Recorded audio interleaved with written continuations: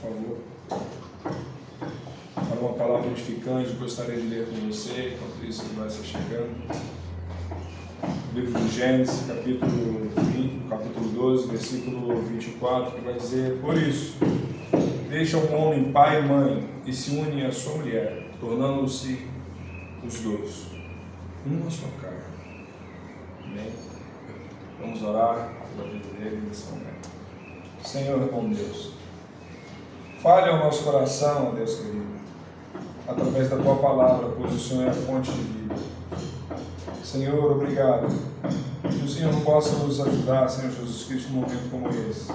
E que a Tua palavra, Senhor Jesus, nada venha, Senhor Jesus Cristo, atrapalhar.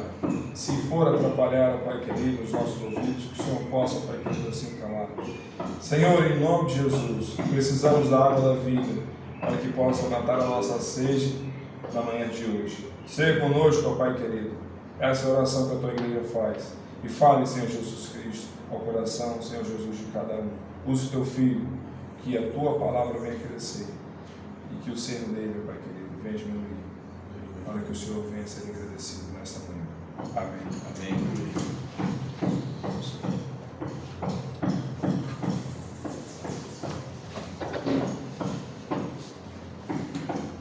Glória a Deus. Aleluia.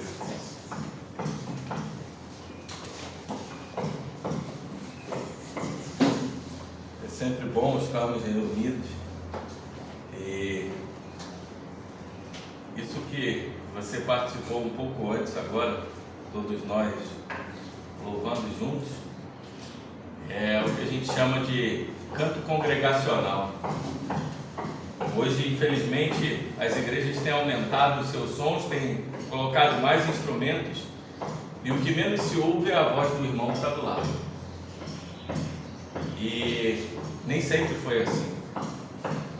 Os louvores nas sinagogas no século I e durante toda a história cristã, tirando em parte agora o século XX, o século XXI, eles eram entoados com toda a congregação cantando junto, porque o Espírito de Deus está no meio do seu povo. E é bom a gente louvar assim, é bom a gente sentir a presença, a emoção do irmão do lado da irmã. É muito bom podermos fazer o culto dessa forma. Queria dar boas-vindas também aqui a Cláudia. Cláudia é uma amiga, irmã lá da Batista Atitude, que veio aqui nos visitar, nos assiste também muito na internet. E você também que nos assiste, vem nos visitar. Estamos aqui, a Igreja Fiel é na Rua Colina, 216, na Ilha do Governador. E se você puder, venha nos visitar. Rua Colina 60, sala 216. Estamos aqui para te receber, em nome de Jesus Cristo. Hoje nós vamos pregar e falar sobre um texto que muitos não querem pregar na igreja. Hoje é difícil você ouvir uma palavra de correção, exortação, repreensão. Mas nós da Igreja Fiel acreditamos que tem que ser pregado todo o conselho de Deus, toda a Bíblia, porque não há uma só palavra nessa Bíblia que não se aproveite. E é por isso que nós estamos aqui. Às vezes é uma palavra que a gente tem que pregar, que é duro para a gente pregar e muito mais duro para vocês ouvirem, mas tem que ser falado. Porque nós cremos aqui na Igreja Fiel que o verdadeiro discipulado começa no púlpito. Se eu prego no púlpito, eu posso cobrar da minha igreja. Se eu não prego no púlpito, eu não posso cobrar da minha igreja.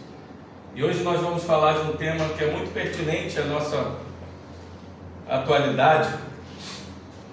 E antes de começar, eu quero procurar e ler um texto com vocês. Um texto que é uma crônica do Arnaldo Jabor, que fala sobre casamento. E o texto diz rapidamente assim: meus amigos separados não cansam de perguntar como consegui ficar casado 30 anos com a mesma mulher. As mulheres, sempre mais maldosas que os homens, não perguntam à minha esposa como ela consegue ficar casada com o mesmo homem, mas como ela consegue ficar casada comigo. Os jovens é que fazem as perguntas certas, ou seja, querem conhecer o segredo para manter um casamento por tanto tempo. Ninguém ensina isso nas escolas, pelo contrário, não sou especialista do ramo, como todos sabem, mas dito isso, minha resposta é mais ou menos a que segue. Hoje em dia o divórcio é inevitável, não dá para escapar. Ninguém aguenta conviver com a mesma pessoa por uma eternidade. Eu, na realidade, já estou em meu 3º casamento. A única diferença é que casei 3 vezes com a mesma mulher. Minha esposa, se não me engano, está em seu 5º, porque ela pensou em pegar as malas mais vezes que eu. O segredo do meu casamento não é a harmonia eterna. Depois dos inevitáveis arranca-rabos, a solução é ponderar, se acalmar e partir de novo com a mesma mulher. O segredo, no fundo, é renovar o casamento e não procurar um casamento novo. Isso exige alguns cuidados e preocupações que são esquecidos no dia a dia do casal. De tempos em tempos é preciso renovar a relação. De tempos em tempos é preciso voltar a namorar, voltar a cortejar, seduzir e ser seduzido. Há quanto tempo vocês não saem para dançar? Há quanto tempo você não tenta conquistá-la ou conquistá-lo como se seu par fosse um pretendente potencial? Há quanto tempo não fazem uma lua de mel sem os filhos eternamente brigando para ter a sua irrestrita atenção? Sem falar dos inúmeros quilos que se acrescentaram a você depois do casamento. Mulher e marido que se separam perdem 10 quilos em um único mês. Por que vocês não podem conseguir o mesmo?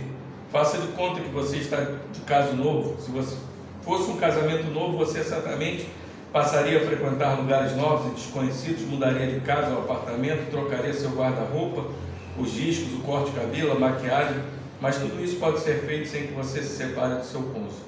Vamos ser honestos, ninguém aguenta a mesma mulher, o mesmo marido por 30 anos com a mesma roupa, mesmo batons, os mesmos amigos, com as mesmas piadas. Muitas vezes não é a sua esposa que está ficando chata e mofada, é você. São seus próprios móveis com a mesma desbotada decoração. Se você se divorciasse, certamente trocaria tudo, que é justamente um dos prazeres da separação. Quem se separa se encanta com a nova vida, a nova casa, um novo bairro, um novo circuito de amigos. Não é preciso um divórcio litigioso para ter tudo isso. Basta mudar de lugares e interesses e não se deixar acomodar.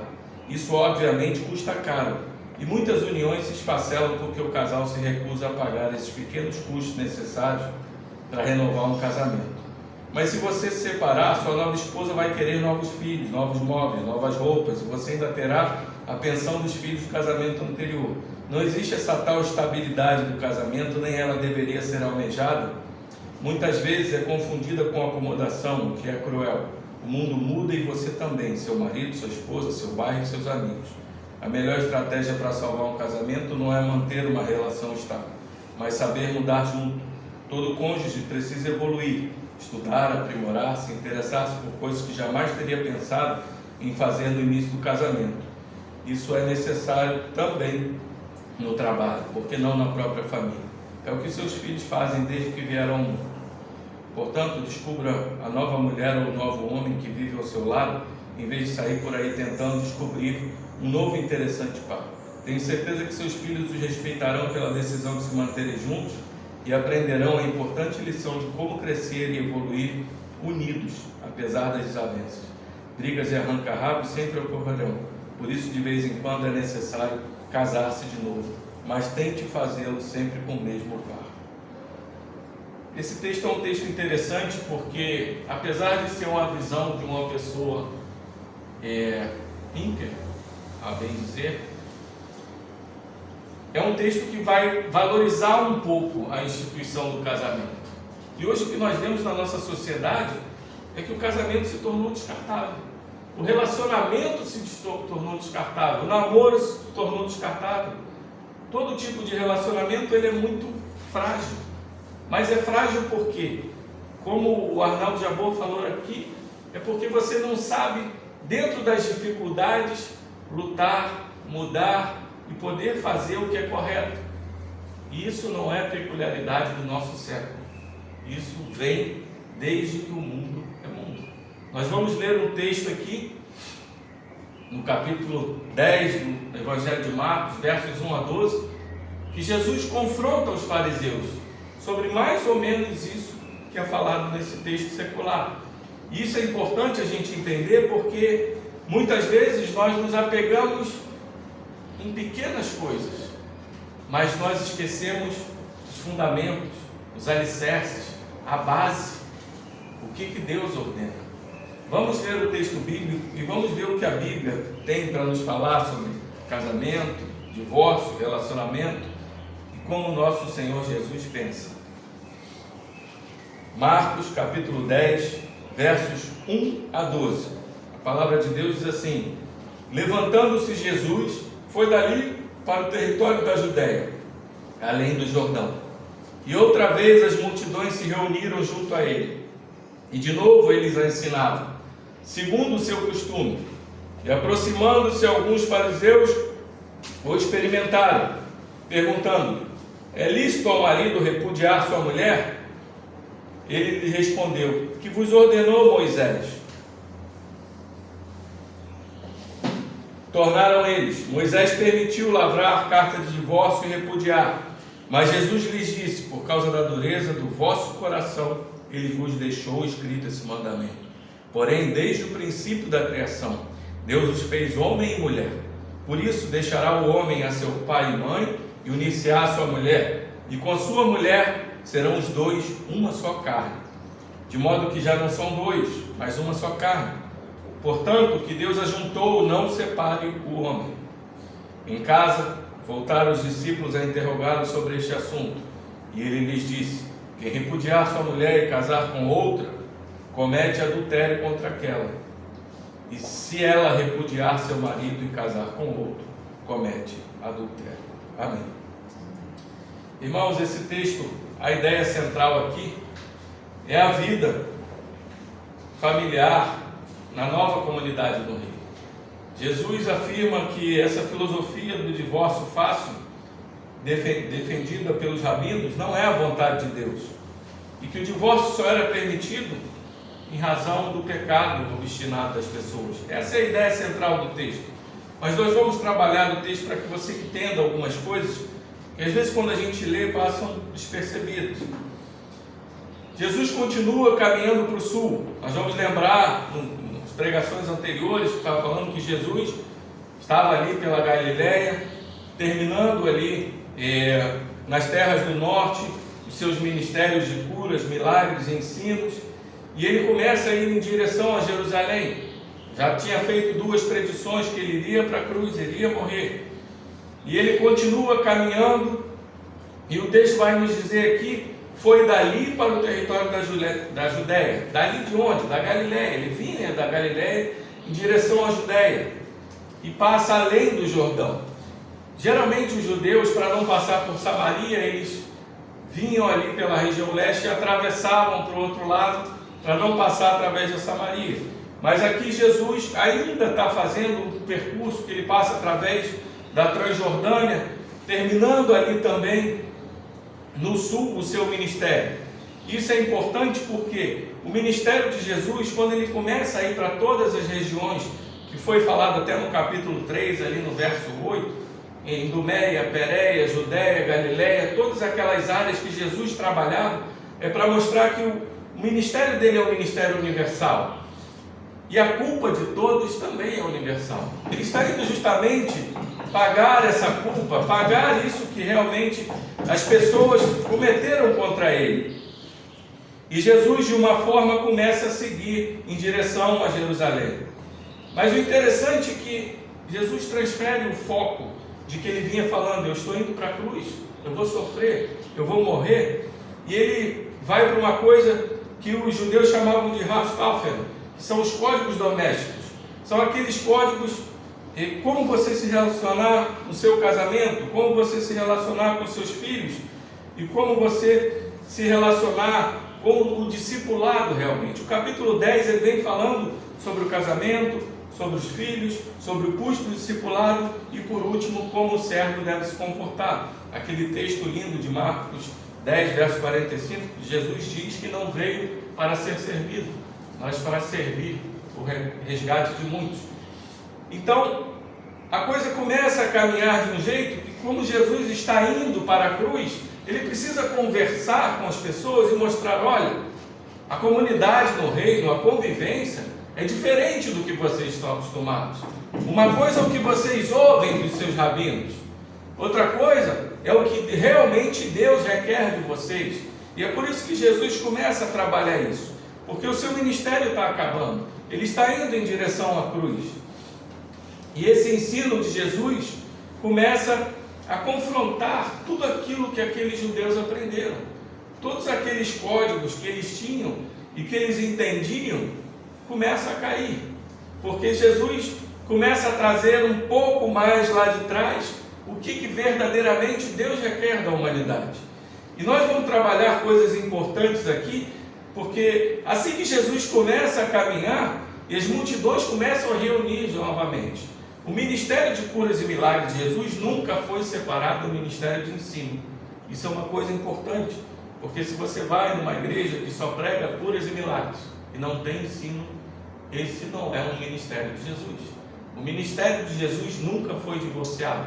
Ele pode fazer curas, ele pode fazer milagres, mas Jesus sempre estava ensinando. Onde havia 2 ou 3, onde havia 12 apóstolos, onde havia uma multidão, Jesus continuava ensinando. E essa é a essência da igreja. A igreja se reúne para falar de Deus. A igreja se reúne para que as pessoas sejam discipuladas, para que as pessoas possam ouvir a santa palavra de Deus e possam aprender a vontade de Deus. Não só ler a Bíblia em casa, mas a comunhão, principalmente com crentes mais maduros, faz com que a gente aprenda as ordenanças, os mandamentos de Deus e como a gente deve viver em comunidade. E o interessante é que aqui Jesus está ensinando e vem os fariseus e o texto diz: o experimentaram. A versão corrigida vai dizer o testaram. Aqui era uma pergunta de teste, porque os fariseus perguntam a Jesus: é lícito ao marido repudiar sua mulher? Você acha que os fariseus não sabiam qual era a resposta?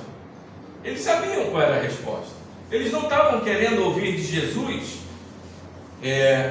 realmente um ensinamento. Eles estavam querendo testar Jesus, porque Jesus vinha andando naquela região da Pérea, e aquela região era a região onde Herodes Antipas era o governador. E se você vai lembrar, quando a gente trabalhou aqui no capítulo 6, João Batista, quando confronta Herodes Antipas por causa do seu casamento com Herodias, em que ele casa com a mulher de Filipe, João Batista é preso no cárcere da prisão de Maqueróis, que ficava nessa região. E depois ele é decapitado. A gente vai ver ali no capítulo 6, verso 19. Então esses fariseus, eles tinham alguns propósitos nessa pergunta. O primeiro deles era esse. Ele falou assim: vamos perguntar a ele uma pergunta que ele não tem a saída. É lícito o homem repudiar sua mulher? Se Jesus fala nesse momento aqui não, eles estão pensando assim: se ele falar não, ele vai estar indo contra Herodes Antipas, e de repente ele vai ter o mesmo destino e a gente se livra dele, porque se ele disser que não, ele está colocando em xeque o casamento de Herodes com Herodias.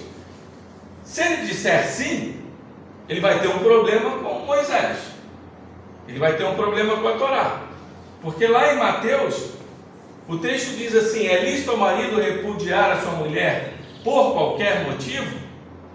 E os fariseus sabiam que Moisés tinha falado somente por um motivo, por causa da dureza de coração deles, por causa da impureza, que nós vamos trabalhar um pouco mais aqui para frente. Então essa era uma pergunta não para ensinar alguém, era uma armadilha para Jesus.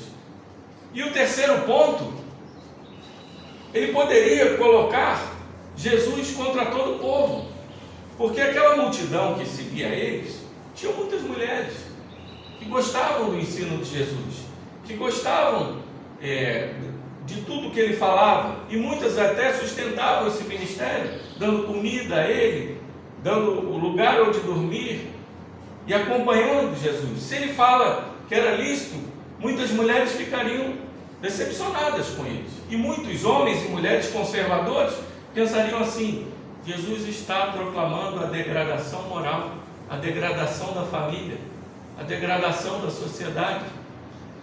Mas, glória ao bom Deus, nós temos um Senhor que tem uma mente divina, que tem uma mente que consegue captar. Isso é um aprendizado para nós. Muitas vezes nós temos perguntas que vão tentar nos derrubar. Toda vez que Jesus tem uma pergunta tentando derrubá-lo, ele responde com uma outra pergunta.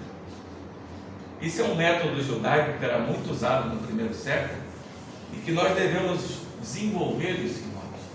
Porque muitas vezes a pergunta é para nos colocar em xeque.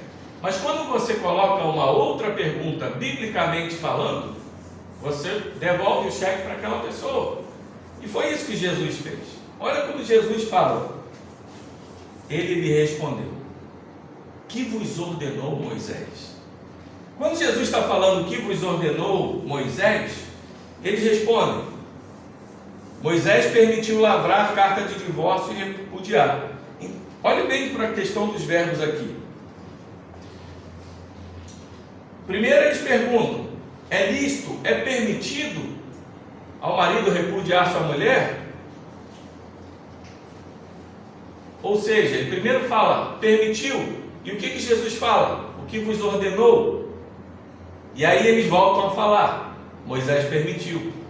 Jesus, de uma certa forma, joga todo o peso da pergunta para eles, mas quando ele fala o que vos ordenou Moisés, ele não está falando desse texto que eles estavam falando, Deuteronômio 24, dos versos 1 a 4. Jesus joga lá para o Pentateuco, lá para Gênesis 1, 27, 28 e 2, 24, em que ele diz, Deus diz aos homens, que o homem se unirá, deixará seu pai e sua mãe, e se unirá à sua mulher, tornando uma só carne. Jesus leva os fariseus para a base, para o alicerce, para a instituição do casamento antes da queda. E esse é o padrão de Deus. Esse é o padrão que Deus deseja para a humanidade. Esse é o padrão, é o pilar que sustenta todos os casamentos em todas as eras. Essa é a instituição do casamento dada por Deus em Gênesis. E ali ele vai dizer que vos ordenou Moisés. E aqueles homens ficam em xeque e voltam para o texto de Deuteronômio 24, diz assim, Moisés permitiu lavrar a carta de divórcio e repudiar. E Jesus, como se estivesse olhando para eles, diz assim, por causa da dureza do vosso coração. O que ele está querendo dizer com a dureza do vosso coração? Por causa da nossa indisposição de perdoar, por causa da nossa indisposição de lutar contra as dificuldades, por causa da nossa indisposição e o nosso desejo de estar sempre querendo algo melhor. E ele joga aquilo diretamente na face deles. Por causa da dureza do vosso coração, ele vos deixou escrito esse mandamento. Porém, desde o princípio da criação, Deus os fez homem e mulher. É interessante que naquela época, no século I, essa discussão ela era tão grande, por volta ali do ano 20 do século I, surgiram duas escolas rabínicas. A escola do rabino Hillel, que era uma escola mais liberal, que defendia que eles podiam se separar por qualquer motivo. E você vai ler lá na Mishnah Gitin, no capítulo 9, verso 10, que eles vão dizer assim, o homem pode se separar da mulher se ela queimar a comida. O homem pode se separar da mulher se ela falar alto e o vizinho estiver incomodado. O homem pode se separar da mulher se aos olhos dele ele vê uma outra mais bonita. Essa era o fundamento da escola de Hillel. E o fundamento da escola de Shammai, que era um rabino mais conservador, eles seguiam Deuteronômio 24 ao pé da letra, em que dizia que ele só poderia se separar se achasse coisa indecente na mulher. O interessante é que Hillel se prendia à palavra coisa, e o Shammai se prendia à palavra indecente. Shammai queria interpretar o que era coisa indecente. E, na sua concepção, a infidelidade conjugal, a imoralidade, a indecência e o adultério. Então, ele só permitia a separação nesse ponto. E ainda existiam os essênios ali de Qumran que não permitiam o divórcio de forma alguma, apesar de alguns textos antigos dizer que ocorriam ainda assim divórcios na comunidade Qumran. E quando nós começamos a ver isso, nós começamos a entender que a cabeça dos apóstolos, ela começa a funcionar desse jeito. Fala assim, o que os fariseus estão perguntando para ele é que escola que ele serve? A escola de Hillel, que é mais liberal, ou a escola de Shammai? E Jesus, a mente dele funciona com as ordenações de Deus. Muitas vezes, meus irmãos, nós nos prendemos nas filigranas de uma lei e não na ordenação da lei. Isso é uma coisa muito importante que nós da igreja precisamos nos atentar. Às vezes a gente pega um texto, um versículo, e a gente quer se desviar da ordenação por esse versículo, a famosa teologia de versículo, que muitos líderes aí fora fazem, para justificar alguns erros, para justificar algumas condutas dentro da igreja. Mas para o judeu daquele século, o mais importante, o texto que tinha mais peso, quanto mais próximo do início da história da salvação, mais peso tinha esse texto. Porque ali eram as ordenações, ali eram verdadeiros institutos de Deus. Aquelas palavras que estavam colocadas principalmente ali no início de Gênesis, são palavras imutáveis, são palavras que são instituições de Deus, ordenações de Deus, que são irrevogáveis. Isso tinha muito peso para eles. Mas mesmo assim, aquelas pessoas não entendiam o que Jesus estava querendo falar. Nós vamos ler aqui Deuteronômio 24, nos versos 1 a 4, eu vou ler para vocês, para que vocês entendam o que os fariseus estavam querendo falar. O texto diz assim: se um homem tomar uma mulher e se casar com ela, e se ela não for agradável aos seus olhos, por ele ter achado coisa indecente nela, e se ele lhe lavrar um termo de divórcio e lhe o der na mão e a despedir de casa, e se ela saindo de sua casa for e se casar com outro homem, e se este a aborrecer e lhe lavrar termo de divórcio e lhe o der na mão e a despedir da sua casa, ou se este último homem que a tomou para si por mulher vier a morrer, então seu primeiro marido que a despediu não poderá tornar a desposá-la para que seja sua mulher, depois que foi contaminada, pois é abominação perante o Senhor. Assim não farás pecar a terra que o Senhor teu Deus te dá por herança. Esse texto aqui, os rabinos, os fariseus, eles viam como se fosse uma permissão para o divórcio. Mas esse texto, na verdade, a essência dele não é essa. A essência é que ocorriam muitos divórcios naquela época ali de Moisés, e Moisés queria, na verdade, inibir o divórcio. Ele não queria estimular o divórcio, ele queria inibir. Por quê? Na cultura judaica, só o homem podia pedir divórcio.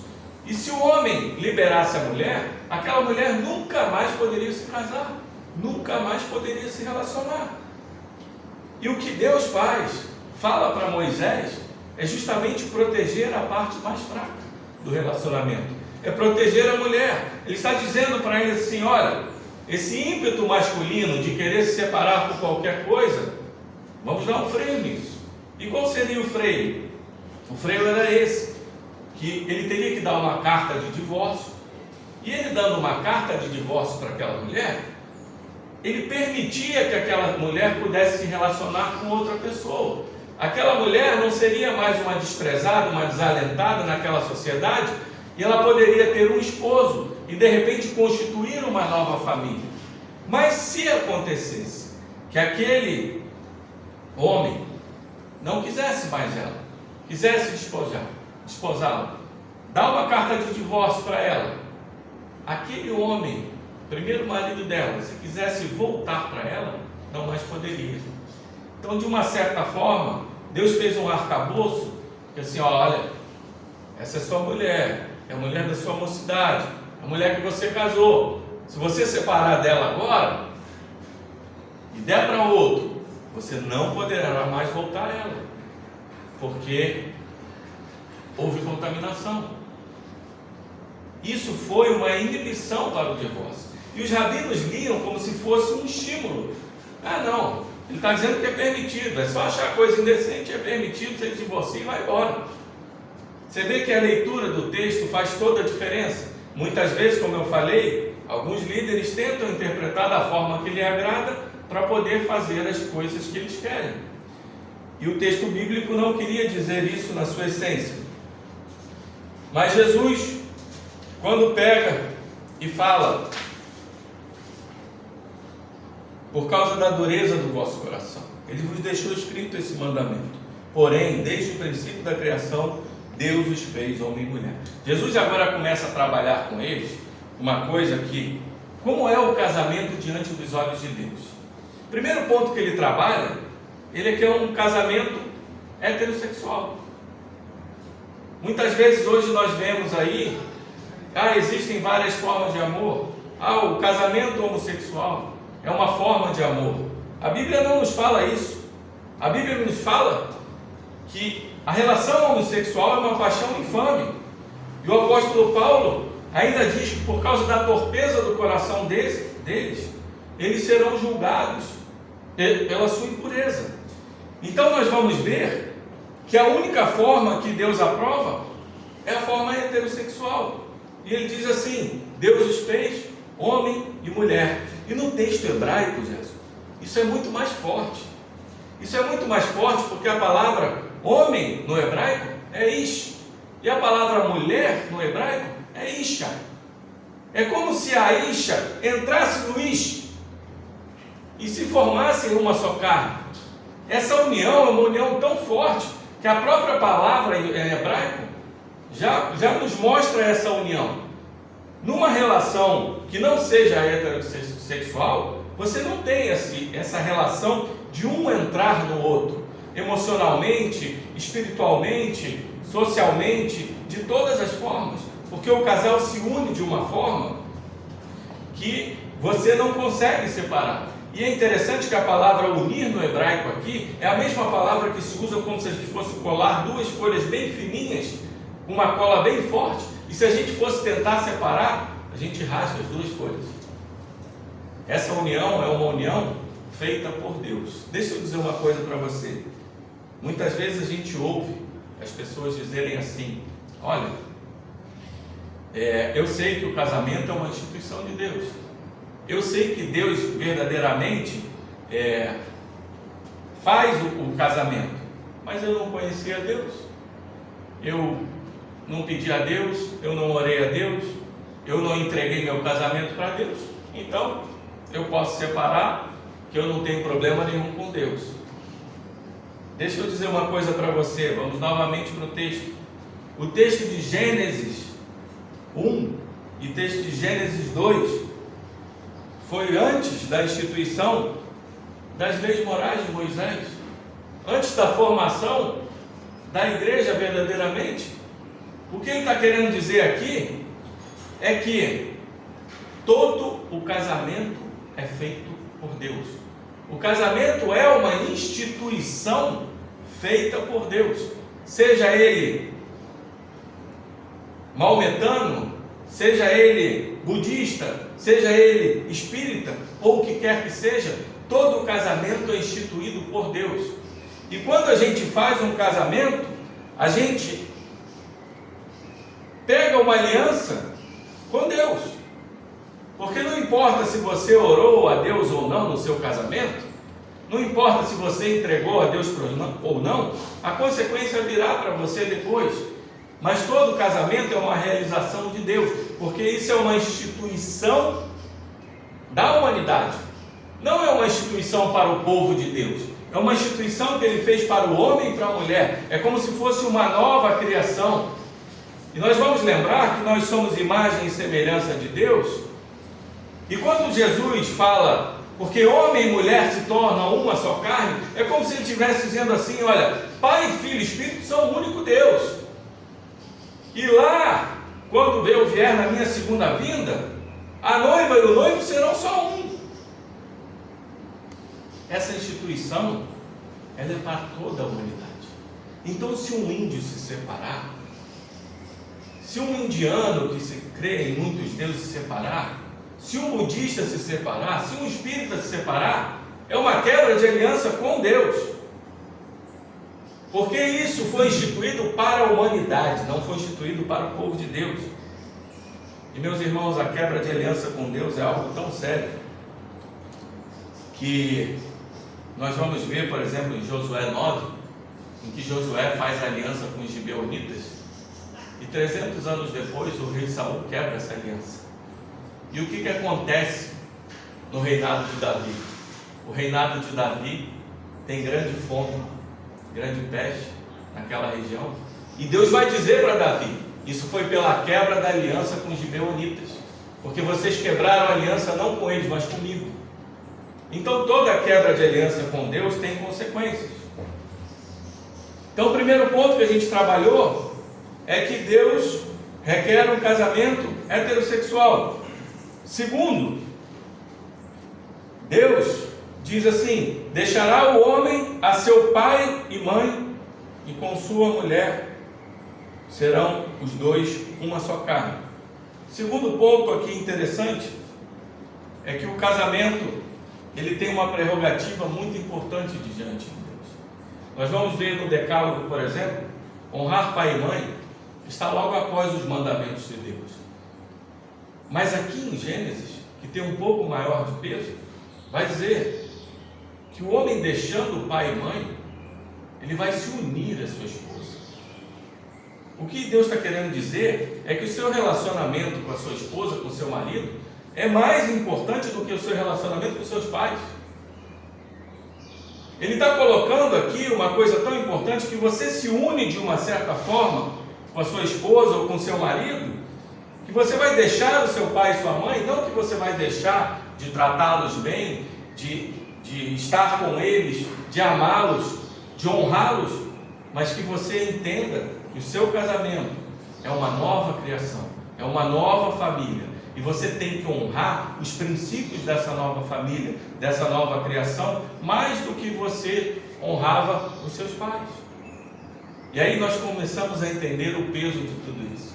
Jesus começa a colocar um peso tão grande em cima deles, e depois ele vem dizer que o homem e a mulher. O terceiro ponto é que o casamento é monogâmico. Desde o princípio a poligamia já existia, e eles trabalham isso. Jesus trabalha isso porque é falado aqui: deixará o homem e se unirá à mulher. Ele não fala deixará o homem e se unirá às suas mulheres. E no Decálogo, em Êxodo 20, 17, também vai dizer: não cobice a mulher do outro, dizendo que o casamento é monogâmico. E Paulo, lá em 1 Coríntios 7,2, vai dizer: tenha o homem, cada um a sua mulher, e tenha a sua mulher, cada um o seu homem. E Paulo também vai dizer que o bispo precisaria ser esposo de uma única mulher. Então, em toda a Bíblia, seja na criação, seja na lei moral, seja na parte já do Evangelho, o casamento sempre foi monogâmico. E o quarto ponto que Jesus diz aqui é a união. Os dois serão uma só carne. Essa união, como eu falei aqui, ela é uma união tão forte que um entra dentro do outro, não só espiritualmente, mas uma união emocional, uma união de amor, uma união em que um tem que sentir a dor do outro, um tem que se alegrar com o outro, um tem que compreender o outro. E é tão difícil hoje você ouvir as igrejas falarem sobre isso, porque muitas vezes acho que a gente vai colocar um peso sobre a congregação. Não existe peso quando vem de Deus. Toda orientação de Deus é para que nossa vida se torne mais leve, é para que nossa vida se torne verdadeiramente uma vida tranquila, e todos os caminhos que a gente siga sejam caminhos de Deus, caminhos que nos deixam cada dia mais soltos, leves, tranquilos e em paz com Deus. Então, Jesus fez isso com eles, esses 4 pontos. E ele diz: de modo que já não são 2, mas uma só carne. Portanto, o que Deus ajuntou, não separe o homem. Esse é um outro ponto muito importante, que a gente falou aqui da questão da aliança. A aliança não pode ser quebrada. O homem não pode quebrar isso. E Jesus, logo depois, ele vem falar algo, porque ele termina aquela discussão com os fariseus, e ele senta na casa, provavelmente a casa de um dos discípulos, ou de alguma pessoa que os seguia, e eles perguntam para ele: Jesus, eu não compreendi. Você está falando que a gente não pode se separar? E Jesus vai um pouco mais profundo, porque primeiro ele já deu a direção que a instituição, a ordenança de Deus é que o homem permaneça casado. Independente do que aconteça no casamento, é que o homem permaneça casado com a sua mulher. No meio judaico, só o homem poderia pedir o divórcio. No meio gentio, tanto o homem quanto a mulher. Mas é sabido que aconteciam alguns pedidos de divórcio na aristocracia judaica. Herodias, por exemplo, era uma mulher judaica, e ela pediu a separação para casar com Herodes Antipas. Então nós vemos alguns exemplos ainda ali no primeiro século em que a mulher, em determinadas situações, poderiam pedir. Algumas vão dizer que se o homem não cumprisse os seus afazeres de marido, como cuidar da mulher, como se relacionar sexualmente com a mulher, ou como ter uma vida digna com a mulher poderia pedir. Ou se esse homem se tornasse doente e não tivesse como sustentar a família, ou algumas outras razões. Porém, na cultura judaica, o mais forte na cabeça deles, o que era disseminado, era que só o homem poderia pedir. Já no mundo gentio, tanto o homem como a mulher. O Evangelho de Marcos, ele é escrito para os romanos. Então, Marcos está tratando isso também para os romanos. E aí Jesus, sabendo de todas essas coisas, ele diz para eles assim: quem repudiar sua mulher e casar com outra, comete adultério contra aquela. E se ela repudiar seu marido e casar com outro, comete adultério. O que Jesus está falando aqui? Olha, a ordenança de Deus é essa: homem e mulher se unam de uma certa forma, que nunca se separem, tenham disposição no coração de perdoar. Há sempre salvação para um casamento, há sempre salvação de você lutar, pedir perdão, quando os dois querem, né?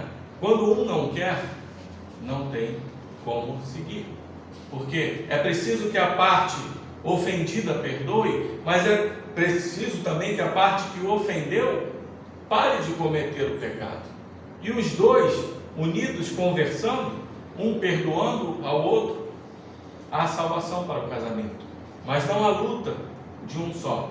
Existem até alguns livros aí que vão falar como você salvar seu casamento. Só que não existe forma de salvar um casamento sozinho. Todo casamento ele é salvo por duas partes, porque os dois estão unidos e precisam se entender. E o que Jesus fala aqui para eles é uma coisa tão forte, uma coisa tão profunda, que ele está dizendo assim: apesar da ordenança de Deus ser essa, e por causa da dureza do vosso coração, que vocês gostam de se separar, Moisés permitiu, como vocês bem disseram. Mas Moisés permitiu com uma razão somente: que você achasse coisa indecente na sua mulher. E é interessante, porque você tem que ter isso na sua mente. Primeiro, o casamento foi lícito. Foi lícito. Casamento entre homem e mulher, monogâmico, um casamento que tinha todas as premissas, não tinha consanguinidade. Ok. Então o divórcio, qual é o motivo do divórcio? Foi lícito? Foi a coisa indecente? Foi a infidelidade conjugal? Foi o adultério? O motivo é lícito. Então o divórcio se torna lícito. Se o divórcio se torna lícito, o novo casamento se torna lícito. No contrário, se você já começou com um casamento ilícito, já está errado. Se o motivo para a separação foi ilícito, o divórcio está ilícito. E o novo casamento é ilícito também. O que Jesus está falando para eles é assim, preste atenção. Se você repudiar a sua mulher por um motivo que não seja o motivo, eu não gosto mais do meu marido, eu não gosto mais da minha esposa, eu não quero mais seguir, eu cansei. Jesus está falando para essas frases que a gente ouve tanto aí no mundo hoje: quem repudiar a sua mulher e casar com outro, comete adultério. Sabe por que Jesus está falando isso? Porque essa união foi Ele que fez, essa aliança é com Ele. E se não tiver um motivo que seja pela palavra dele, a pessoa permanece casada com a outra. E quem se separa e começa um novo relacionamento está cometendo adultério. Da mesma forma, a mulher se separou de uma forma ilícita, que não a forma que a Bíblia nos diz, e ela repudia e se casa com outro, ela está cometendo adultério. Veja a profundidade do relacionamento bíblico. Como eu falei aqui, o casamento dos seres humanos é um microcosmos do casamento de Cristo com a igreja na sua segunda vinda. Ele representa algo muito mais profundo, porque o nosso Deus são 3 pessoas, mas um único Deus. O casamento são 2 pessoas, mas uma única carne. E eu vou lembrar também a vocês que Jesus fala uma única carne, mas não um único espírito, porque no céu não se casa. Então, se há algum momento para você aproveitar o seu casamento, se há algum momento para você curtir a sua esposa ou o seu esposo, o momento é aqui, porque no céu não haverá casamento. Ninguém se dá em casamento. Muitas vezes, às vezes se ouve até em alguns velórios: encontrarei o meu marido, estarei com o meu marido no céu, naquele afã ali de desespero, de choro. Mas isso não é bíblico. Lá nós seremos todos irmãos.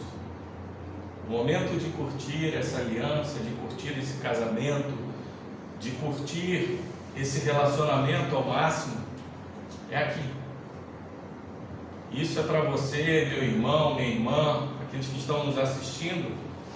Se tem um momento que você tem que valorizar essa união, é agora. Se tem um momento que você tem que valorizar essa aliança, é agora. Porque é uma aliança que é abençoada por Deus. É uma aliança que é instituída por Deus. É uma aliança em que Jesus caminha ao seu lado, independente se você conhece Ele ou não, porque Ele está de olho no seu relacionamento, seja você crente em Jesus Cristo ou não. Ele quer que essa aliança permaneça, e toda quebra de aliança com Deus virão consequências no futuro. E nós sabemos que o casamento, ele é uma representação muito maior disso, porque aquele que governa bem o seu casamento, aquele que governa bem a sua casa, é aquele que vai dar uma representação e um testemunho para a sociedade de que, diante de Deus, seja na igreja católica, na igreja evangélica, no terreiro espírita, onde quer que seja feito o casamento, onde haviam testemunhas, e aquelas testemunhas estavam vendo você dizer: até que a morte nos separe, você dará um lindo testemunho, mantendo essa aliança com Deus, e ainda se isentando das consequências que poderiam vir. Então nós temos que entender que muitas vezes, hoje a gente fala: mas eu estou sofrendo, mas eu estou com dificuldades. É claro que existem coisas que precisam ser trabalhadas. Por exemplo, um casamento em que o homem agride a mulher, esse não é um casamento que Deus deseja que permaneça. porque é um casamento que está fazendo mal a uma pessoa, está fazendo mal, e que pode terminar de uma forma em que a pessoa pode ser morta. Então existem motivos que a gente realmente conversa. Paulo vai nos dar um segundo motivo, que seria um segundo motivo bíblico para você se separar. Nós comentamos aqui do adultério. O segundo motivo está lá em 1 Coríntios 7. Se você é casado com um incrédulo, ou se você é casada com uma incrédula, e ela diz assim: se você não largar o seu Deus, eu me separarei de você. Esse é o motivo ilícito para o divórcio, porque você não vai deixar a sua aliança com Jesus Cristo, você não vai deixar a sua aliança com Deus para permanecer no casamento.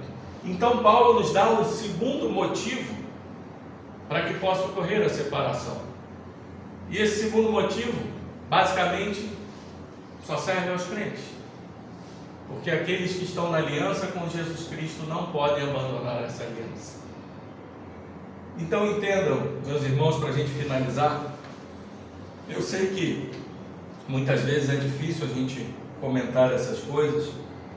Às vezes a igreja quer ouvir uma palavra que nos coloque mais para cima, que nos ajude, e muitas vezes eu sei que existem casais passando por dificuldades, mas é lícito pregar a palavra de Deus, é lícito mostrar o que Deus requer de nós nessa instituição, nessa ordenança para a humanidade, não só para que a gente fale para as nossas famílias, para os nossos filhos, mas para aqueles que estão aí fora, que acham que o casamento é descartável. Esse fato da aliança com Deus é algo tão sério. Em toda a Bíblia, todos aqueles que quebraram a aliança com Deus tiveram consequências. É claro que você disse assim: mas eu errei lá atrás, eu não sabia disso. Jesus vai te perdoar, porque a palavra dele diz que não há um pecado sequer, a não ser a blasfêmia contra o Espírito Santo, que ele não perdoa. Ele há de te perdoar disso, sim, porque onde abundou o pecado, superabundou a graça, e Jesus Cristo está aí para isso. Mas se você está no seu relacionamento ainda, se você está ao lado do seu esposo, da sua esposa, e seus pensamentos vêm de se divorciar, esteja com ela, sente com ela, esteja com ele, sente com ele, converse com seu pastor, peça ajuda, mas não quebre essa aliança com Deus, porque o melhor caminho é o caminho de Deus. E quando a gente segue o caminho de Deus, principalmente quando a gente entrega as nossas vidas a Jesus Cristo, entrega esse casamento a Ele, não há como esse casamento não dar certo, porque nós sabemos em quem nós temos crido, nós sabemos quem é o nosso Senhor, nós sabemos quem é o nosso Deus, e nós sabemos o que Ele pode fazer não só pelas nossas vidas, mas pelos nossos relacionamentos. E é assim que nós devemos pensar. Não é pensarmos e conformarmos, como o apóstolo Paulo diz em Romanos 12, conformarmos com o mundo. Não. É irmos lá para o princípio, como Jesus foi, o que Deus ordena, o que Deus requer de mim. É isso. Eu não vou estar na filigrana mas Deus permite o divórcio. É como se eu estivesse pegando um empréstimo bancário hoje e já pensando em como eu vou me livrar se eu não pagar. Qual é a intenção do empréstimo bancário? Qual é a intenção verdadeira do casamento? O homem deixará seu pai e sua mãe, unirá sua mulher, e eles serão um só corpo. Essa é a essência do casamento. A intenção do casamento é a permanência do casal até que a morte verdadeiramente os separe. E é nisso que essa geração nova, que essa principalmente geração de jovens crentes, precisam se apegar, precisam aprender, porque sem Cristo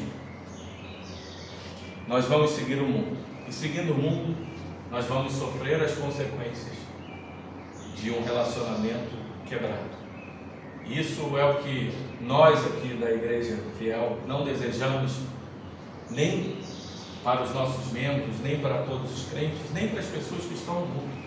Nós desejamos que essas pessoas permaneçam em seus relacionamentos, honrem a sua esposa, honrem o seu marido e continuem cada dia mais perto de Deus. Saberá se um dia você entregará a sua vida, será um crente a Jesus Cristo?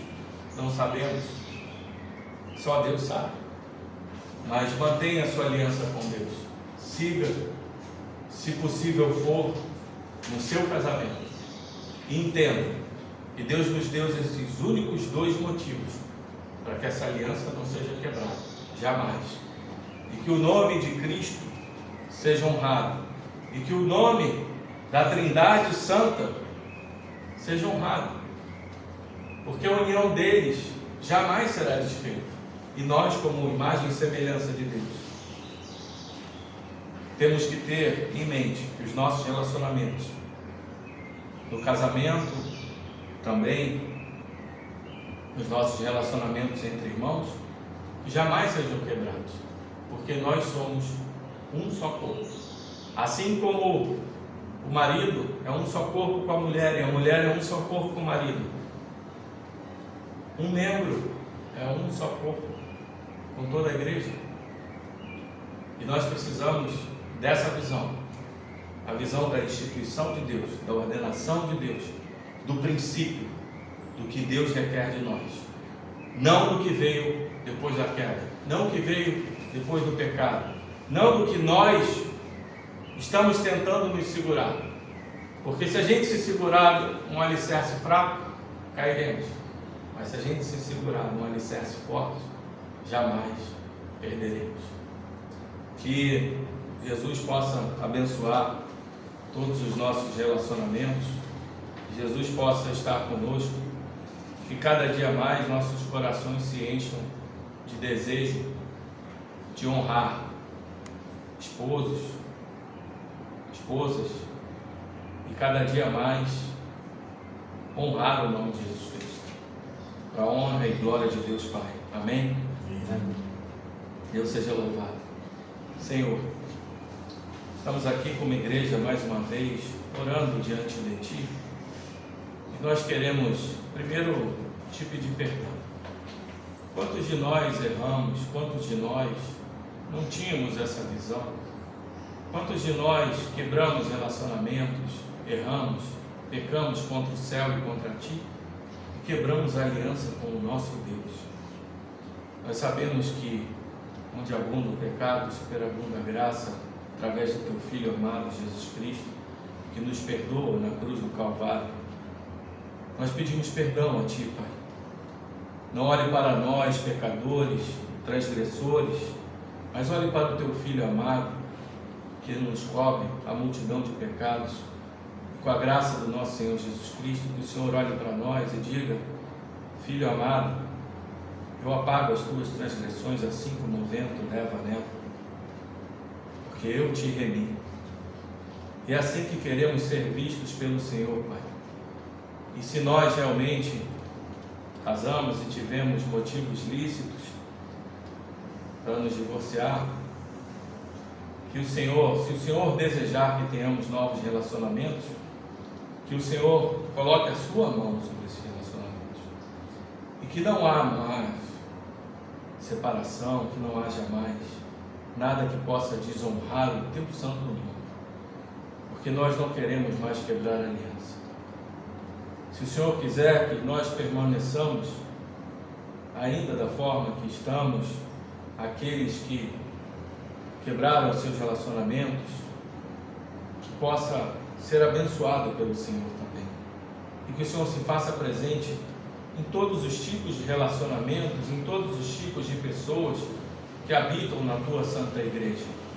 Nós oramos também por aqueles que estão no mundo, Senhor, que a visão do casamento para eles seja uma visão cada dia mais forte em seus corações, que eles não sejam levados por essa onda que está na imprensa, que está muitas vezes nos programas de TV, no rádio, na internet, de que o casamento, essa instituição santa que o Senhor deu para a humanidade, seja algo descartável. que os valores conservadores voltem à nossa sociedade, que o Senhor possa se fazer presente e que o amor não mais se esfrie no leito, porque Hebreus 13 vai dizer que honrado é o matrimônio, o leito sem mácula, porque honra o nome do Senhor. E que assim seja feito para todos aqueles que te conhecem e que também não te conhecem.